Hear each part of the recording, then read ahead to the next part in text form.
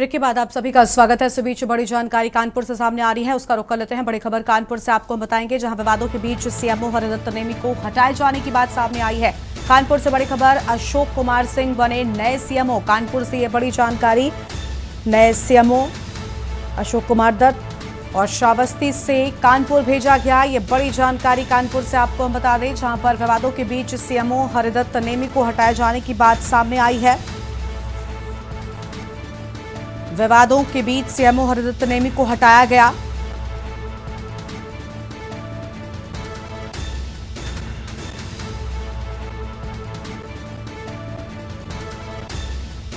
बड़ी जानकारी आपको हम बता दें,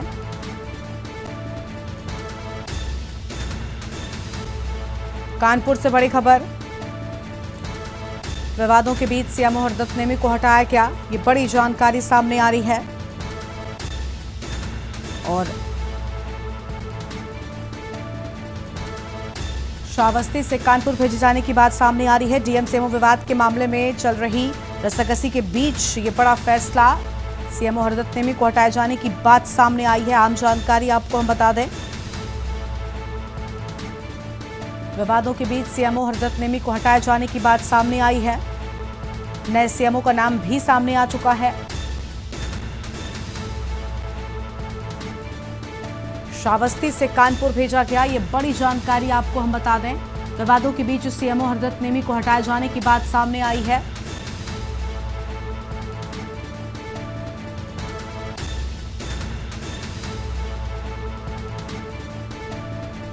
कानपुर से बड़ी खबर आपको हम बता दें,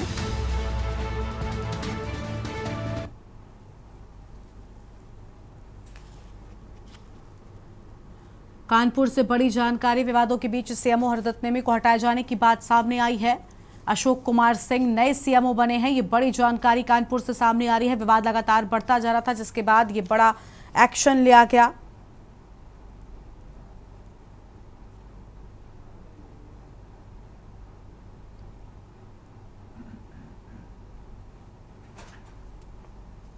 पूरे मामले में सियासत भी देखने को मिली थी। बड़ी जानकारी आपको हम बता दें,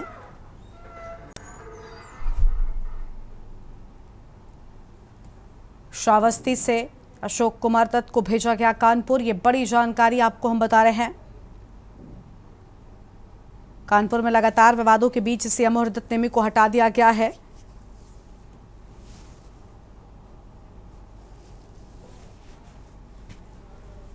अशोक कुमार सिंह नए सीएमओ बने हैं। ये बड़ी जानकारी आपको हम बता रहे हैं। अहम खबर आपको हम बता दें, जहां पर नए सीएमओ की तैनाती। कानपुर से बड़ी खबर आपको हम बता रहे हैं, विवादों के बीच सीएमओ हरिदत्त नेमी को हटाया गया। यह अहम खबर आपको हम बता रहे हैं, जहां पर डॉक्टर उदयनाथ बने नए सीएमओ। अहम खबर आपको हम बता दें, श्रावस्ती से भेजा गया कानपुर। ये बड़ी खबर आपको हम बता रहे हैं, डॉक्टर उदयनाथ बने नए सीएमओ। डीएम सीएमओ विवाद के मामले में चल रही रस्साकसी के बीच डॉक्टर उदयनाथ नए सीएमओ बने हैं। सीएमओ हरिदत्त नेमी को हटा दिया गया है। ये बड़ी जानकारी आपको हम बता रहे हैं, डॉक्टर उदयनाथ नए सीएमओ बने हैं, जिन्हें श्रावस्ती से कानपुर भेजा गया है। आपको बता दें कि डीएम जीपी सिंह और सीएमओ डॉक्टर हरिदत्त नेमी के बीच विवाद शासन स्तर तक पहुंच गया था, जिसके बाद ये बड़ा एक्शन सामने आया है। अहम जानकारी आपको बता रहे हैं और अब उदयनाथ को श्रावस्ती से कानपुर भेजे जाने की बात सामने आई है। कानपुर से ये बड़ी खबर, जहां सीएमओ हरिदत्त नेमी को हटा दिया गया है। और साथ ही आपको बता दें कि जिस ऑडियो पर डीएम की आपत्ति थी, उसकी भी जांच कराए जाने की बात सामने आ रही है। अहम खबर आपको बता रहे हैं, विवादों के बीच ये बड़ा एक्शन, डॉक्टर उदयनाथ नए सीएमओ बने। अहम जानकारी आपको हम बता रहे हैं, नए सीएमओ का नाम भी सामने आ चुका है। ये बड़ी खबर आपको बता रहे हैं। इसी खबर पर बातचीत के लिए हमारे साथ हमारे संवाददाता सारिका गुप्ता जुड़ चुकी हैं। सारिका, विवादों के बीच सीएमओ हरिदत्त नेमी को हटा दिया गया, नए सीएमओ का नाम भी सामने आ चुका है। पूरी जानकारी क्या है आपके पास में? लगातार ये विवाद बढ़ रहा था, सियासी एंट्री भी इस पूरे मामले में हो चुकी थी। बिल्कुल, मैं बता दूं, जिस तरीके से कानपुर शहर में कानपुर जिला अधिकारी जितेंद्र प्रताप सिंह और सीएमओ मुख्य चिकित्सा अधिकारी डॉक्टर हरिदत्त नेमी के बीच जो है विवाद चल रहा था। बकायदे एक जो मैच होता है, जिस तरीके से खेला जाता है, उसी तरीके से यह विवाद भी था। रोजाना इसमें जिस तरीके से जनप्रतिनिधियों की भागीदारी होती थी, एंट्री होती थी, उसके बाद ये मैच जो है बहुत रोचक होता जा रहा था।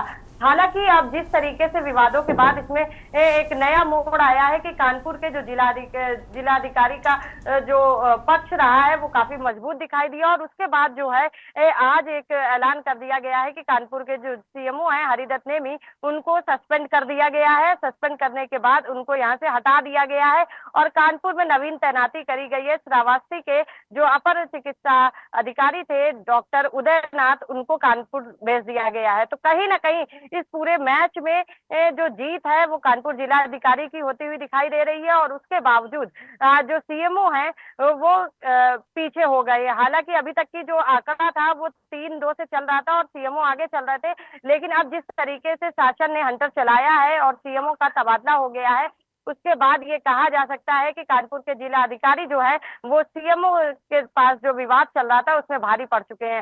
हालांकि जो विवाद था वो सबसे पहले ऑडियो का आया था। ऑडियो जिस तरीके से वायरल हो रही थी, उसके बाद जो है जिला अधिकारी ने सीएमओ से अभद्रता करी भरी बैठक में सभी अधिकारियों के सामने, और ये विवाद मीडिया के सामने आ गया था।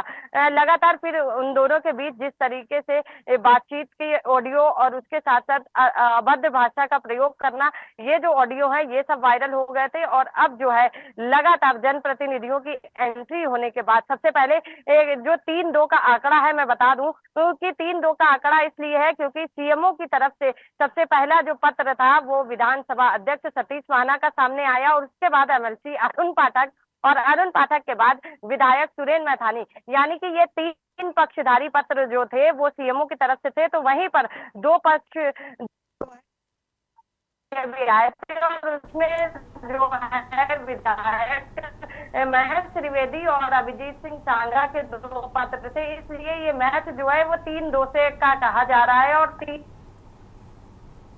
ठीक है सारिका, आपकी आवाज ठीक तरीके से हम तक नहीं पहुंच पा रही है। बहुत शुक्रिया आपका हमारे साथ जुड़ने के लिए, अहम जानकारी के लिए। तो ये बड़ी खबर कानपुर से आपको बता दें, जहां पर विवादों के बीच हरिदत्त नेमी को फिलहाल हटाया गया है और नए सीएमओ का नाम भी सामने आ चुका है।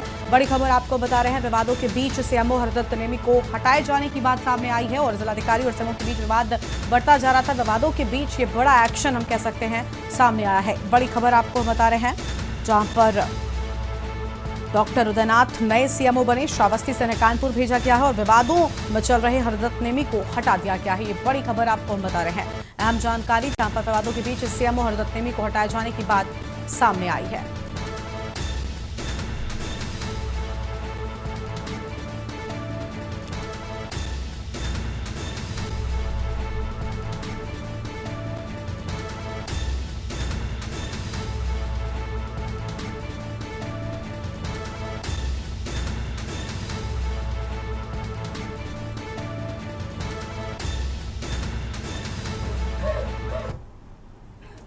अब रुक कर लेते हैं उत्तराखंड की खबरों की ओर। अक्सर ही अपनी बेबाक बयानबाजियों के लिए चर्चा में रहने वाले लैंसडाउन से भाजपा के विधायक महंत दिलीप रावत ने एक बार फिर से अपने बेबाक बयान से भाजपा सरकार पर जमकर निशाना साधा है। अपनी विधानसभा में एक विद्युत कर्मी की करंट लगने से हुई मौत के बाद भाजपा विधायक ने विद्युत विभाग को कटघरे में ही खड़ा कर दिया और महंत दिलीप रावत ने कहा कि पैसा लेकर टेम्परेरी एमडी और डायरेक्टर बने हुए हैं। महंत दिलीप रावत के इस बयान के बाद जीरो टॉलरेंस की सरकार को लेकर कई सारे गंभीर सवाल भी खड़े हो गए हैं। जिलाधिकारी को इसकी जांच के आदेश दिए हैं कि क्या कारण रहा उसमें, क्योंकि कई व्यक्ति काम कर रहे थे और जैसा बताया गया कि आपसी डिस्प्यूट के कारण वो बंद हुई है और जांच के बाद ये जो रिजल्ट आएगा तभी कहना उचित होगा। देखिए, मेरे यहाँ एक विद्युत कर्मी का करंट से जो है मृत्यु हो गई है ऑन ड्यूटी पे, और ये बड़ा दुर्भाग्यपूर्ण है और मैं समझता हूँ कि यूपीसीएल की बहुत घोर लापरवाही है। और मेरा तो यहाँ तक कहना है कि इस समय यूपीसीएल में बहुत बड़ी लापरवाहियाँ हो रही हैं। टेम्परेरी एमडी बने हैं, टेम्परेरी डायरेक्टर बना है और पैसा लेके इनको पोस्टें बांट दी गई हैं। और ये समझ लो कि क्षेत्रों में अफरा तफरी है। मेरे यहाँ डिवीज़न कोई ये जेई कहीं से आ रखा, एसडीओ कहीं से आ रखा, प्रॉपर कोई काम नहीं हो रहा है। और मेरे कई बार एमडी से कहने के बावजूद भी उन्होंने ये कार्रवाई नहीं करी। मैं समझता हूँ कि सेवा विस्तार के नाम पर मेवा ज़्यादा खा रहे हैं ये आज वर्तमान में अधिकारी। आगे बढ़ते हैं खबरों की ओर और अगली बड़ी खबर का रुख कर लेते हैं। मुख्यमंत्री पुष्कर सिंह धामी ने गुरुवार को अपने आवास परिसर में अधिकारियों और कर्मचारियों के साथ योगाभ्यास किया। इस मौके पर उन्होंने कहा कि योग केवल शारीरिक नहीं बल्कि मानसिक और आत्मिक शांति का माध्यम है। सीएम ने योग को भारतीय संस्कृति की आत्मा बताते हुए कहा कि आज दुनिया भर में करोड़ों लोगों की जीवन शैली बन चुका है योग। उन्होंने कहा कि प्रधानमंत्री मोदी के प्रयासों से 21 जून को अंतर्राष्ट्रीय योग दिवस घोषित किया गया। उन्होंने कहा कि उत्तराखंड योग और ऋषि परंपरा की भूमि है, जिसे वैश्विक योग और वेलनेस राजधानी बनाने के लिए नई योग नीति लागू की गई है। साथ ही ग्राम स्तर तक योग को बढ़ावा देने और रोजगार के अवसर सृजित करने के प्रयास भी हो रहे हैं।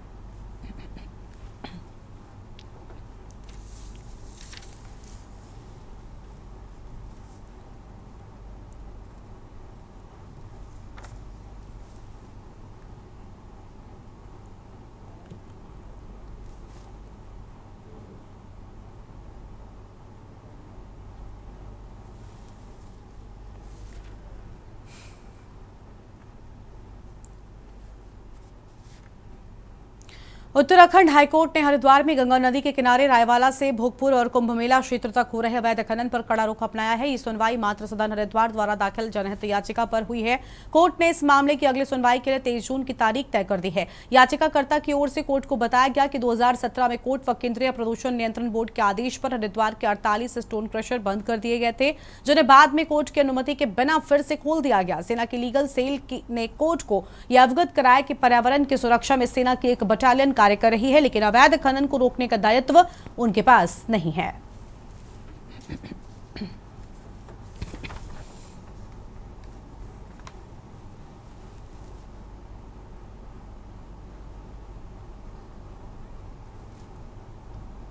माननीय न्यायालय ने 12 जून 2025 को एक आदेश पारित किया था, जिसमें यह कहा गया था कि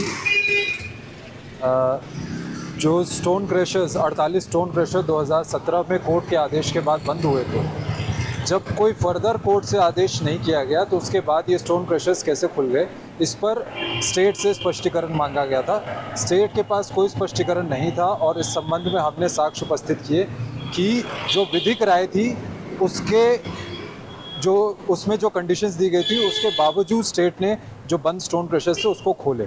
इस पर माननीय न्यायालय के आदेश के उपरांत 3 ऐसे स्टोन क्रशर्स थे जिन्होंने कल अपना इंटरवेंशन एप्लीकेशन डाला। उत्तराखंड हाईकोर्ट ने बनभूलपुरा हिंसा में गोली लगने से फहीम की मौत के मामले में याचिका पर सुनवाई करते हुए बड़ा फैसला दिया है। कोर्ट की खंडपीठ ने मामले में जांच के लिए एसआईटी गठित करने के निर्देश दिए हैं और यह स्पष्ट किया है कि कोर्ट स्वयं इस जांच की मॉनिटरिंग करेगी। मृतक फहीम के भाई परवेज की ओर से दायर याचिका में यह कहा गया कि मुख्य न्यायिक मजिस्ट्रेट नैनीताल ने 6 मई 2024 को पुलिस को आदेश दिए थे कि अज्ञात के खिलाफ मुकदमा दर्ज कर जांच की जाए, लेकिन पुलिस ने अब तक कोई कार्रवाई नहीं की। याचिकाकर्ता के मुताबिक 8 फरवरी 2024 को बनभूलपुरा हिंसा के दौरान फहीम की मौत गोली लगने से हुई थी, मगर ये मौत हिंसा की वजह से नहीं बल्कि किसी अज्ञात व्यक्ति के द्वारा गोली मारे जाने से हुई थी। परिजनों ने बार बार शिकायत की, लेकिन न एफआईआर न दर्ज हुई और न जांच हुई।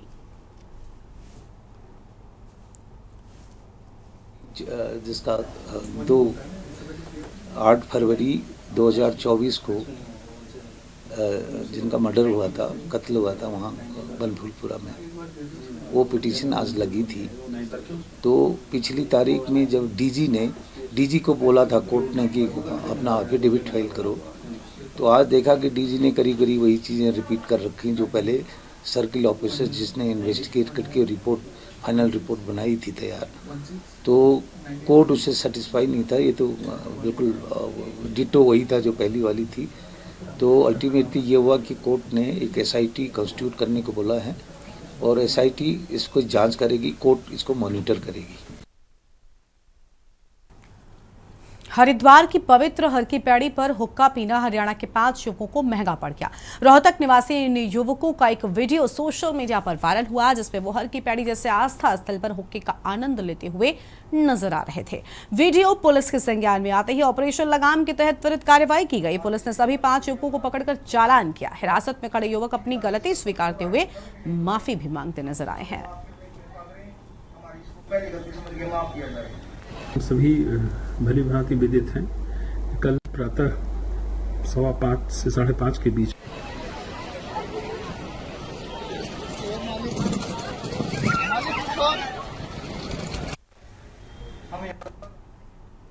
यहाँ पर रुकते हैं एक छोटे से ब्रेक के लिए, फौरन लौटेंगे।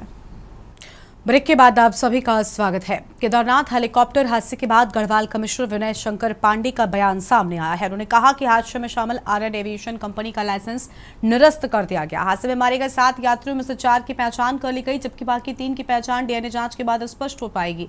कमिश्नर ने बताया कि डीजीसीए की गाइडलाइंस का सख्ती से पालन करने के निर्देश दिए गए ताकि आगे ऐसी घटनाओं की पुनरावृत्ति न हो और यात्रियों की सुरक्षा को प्राथमिकता मिल सके। सभी भली भांति विदित हैं। कल प्रातः 5:15 से 5:30 के बीच में एक बहुत ही दुखद घटना हुई केदारनाथ जी में, जिसमें कि आर्यन कंपनी का एक हेलीकॉप्टर पायलट समेत कुल 7 लोग थे, जिसमें 4 वयस्क, 1 बच्चा, 1 बीकेटीसी का कर्मचारी और स्वयं पायलट मिस्टर चौहान थे। इन्होंने गुप्तकाशी के लिए उड़ान भरी थी, लेकिन थोड़ी देर बाद ही ये जानकारी प्राप्त हुई कि गौरीकुंड के जो बुग्याल है वहाँ पर यह दुर्घटनाग्रस्त हो गया है और वहाँ के स्थानीय लोगों ने इसकी सूचना दूरभाष के माध्यम से दी। चूँकि ये 7 किलोमीटर का पूरा ट्रैक रूट है और फिर हमारी एसडीआरएफ, एनडीआरएफ की टीम और लोकल पुलिस की टीम गई, लेकिन सभी 7 लोगों की मृत्यु हो गई थी। अगली खबर देहरादून से है, जहां पर ग्राम्य विकास मंत्री गणेश जोशी ने लखपति दीदी योजना और हाउस ऑफ हिमालय कार्यक्रम की समीक्षा की। मीडिया को जारी बयान में मीडिया मंत्री ने कहा कि प्रधानमंत्री मोदी की परिकल्पना के अनुरूप भारत की अर्थव्यवस्था को सशक्त बनाने में महिलाओं की भागीदारी बेहद जरूरी है। इस दिशा में लखपति दीदी योजना तेजी से आगे बढ़ रही है। मंत्री ने कहा कि उत्तराखंड में इस योजना के तहत 1.65 लाख महिलाएं लखपति दीदी बन चुकी हैं और अब अगले चरण में 1.5 लाख और महिलाओं को इससे जोड़ने का लक्ष्य तय किया गया है। उन्होंने स्वयं सहायता समूह की महिलाओं को रोजगार परक प्रशिक्षण देने को प्राथमिकता पर रखने के निर्देश भी अधिकारियों को दिए हैं। मंत्री जोशी ने जानकारी दी कि 4 धाम यात्रा मार्गों पर अब तक 164 आउटलेट खोले जा चुके हैं, जिससे स्थानीय उत्पादों को बाजार मिला है। उन्होंने निर्देश दिया कि आदि कैलाश रूट पर भी जल्द से जल्द आउटलेट खोलने की प्रक्रिया पूरी की जाए। हाउस ऑफ हिमालय योजना के अंतर्गत उत्तराखंडी उत्पादों के विपणन को बढ़ावा देने के लिए मसूरी, नैनीताल और नई दिल्ली के प्रसिद्ध होटल्स में कार्ट स्थापना हेतु वार्ता की जाएगी, ताकि देश विदेश के लोग उत्तराखंड के स्वाद और संस्कृति से परिचित हो सके। ये कदम ग्रामीण अर्थव्यवस्था को मजबूत करने में सहायक साबित होगा। आज मुझे कहते हुए गर्व होता है कि लखपति दीदी के मामले में जो माननीय मुख्यमंत्री जी ने 1.5 लाख का लक्ष्य रखा था 25 नवंबर तक, हम अभी तक 1,63,000 बना चुके हैं और नवंबर तक हम 2 लाख से आगे जाने वाले हैं। इसका मतलब आज 4 लाख से अधिक हमारी समूह की बहनें समूह के माध्यम से अपनी आजीविका को मजबूत करने का काम कर रही हैं, लखपति दीदी बन रही हैं। देहरादून में मानसून के दौरान हर साल होने वाले जलभराव से निपटने के लिए नगर निगम ने अपनी तैयारियों को तेज कर दिया है। मेयर सौरभ थपलियाल ने जानकारी दी कि इस बार बारिश से पहले ही शहर और मोहल्लों में जलभराव वाले इलाकों की पहचान कर ड्रेनेज सिस्टम दुरुस्त कर दिया गया है। नगर निगम ने बंदाल और रिस्पना नदियों की जेसीबी मशीनों से सफाई भी पूरी कर ली है। मेयर ने भरोसा दिलाया कि इस बार भारी बारिश की स्थिति में भी शहरवासियों को किसी तरह की असुविधा नहीं होने दी जाएगी।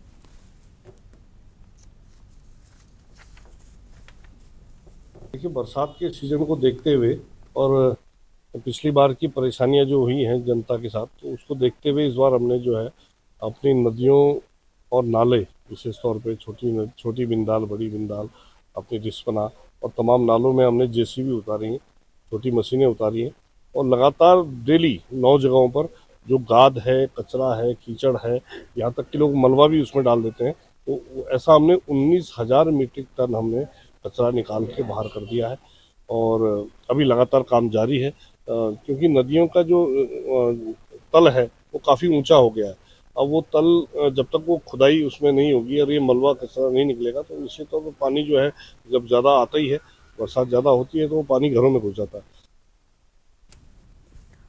2018 को प्रधानमंत्री ने मन की बात कार्यक्रम में मुनार में बनने वाले मडुवे के बिस्कुट का जिक्र कर इसे राष्ट्रीय स्तर पर चर्चित कर दिया था। अफसोस की बात है कि इसके 1 साल बाद ही ये प्रतिष्ठान बंद हो गया। आपको बता दें कि मडवे के बिस्किट से 900 लोगों को रोजगार मिलने और 15 लाख की आमदनी होती थी। वहीं इस पूरे मामले पर कृषि मंत्री गणेश जोशी का कहना है कि आपसे विवाद के चलते इस प्रतिष्ठान को बंद किया गया, जिसकी जांच जिलाधिकारी को सौंप दी गई है। ऐसे में जांच पूरी होने के बाद ही आगे की कार्रवाई की जाएगी।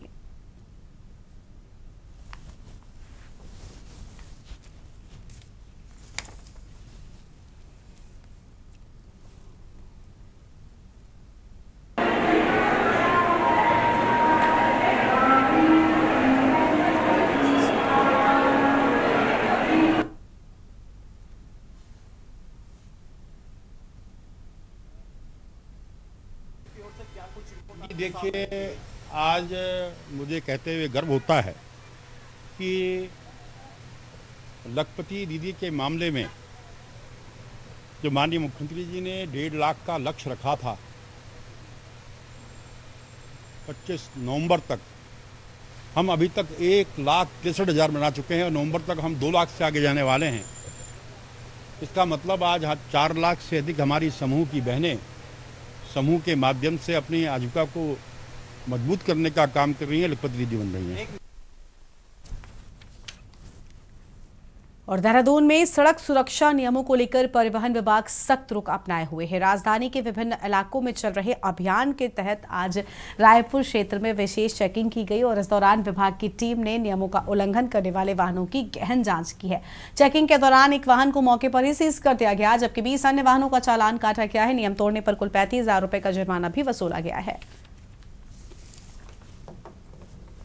परिवहन विभाग बढ़ती हुई जो सड़क दुर्घटनाएं हैं उनको लेकर हमेशा ही इस प्रकार की चेकिंग चलाई जाती रही है, जिसमें शहर में बिना हेलमेट चलने वालों के विरुद्ध कार्रवाई, मोबाइल फ़ोन पर यूज़ करने वालों की कार्रवाई, ओवर स्पीडिंग से होने वाली दुर्घटनाओं पर लगाम लगाने के लिए हर प्रकार की जो सड़क सुरक्षा से संबंधित जो भी ऑफेंसेस होते हैं उनमें हम निरंतर चेकिंग की कार्रवाई करते रहते हैं। आज भी हमने मोबाइल फ़ोन पर बात करने वाले और अन्य जो वाहन को प्रपत्र होते हैं जिनमें कमियां पाई जाती हैं उनके विरुद्ध चालान कार्रवाई हमारे द्वारा की जा रही है।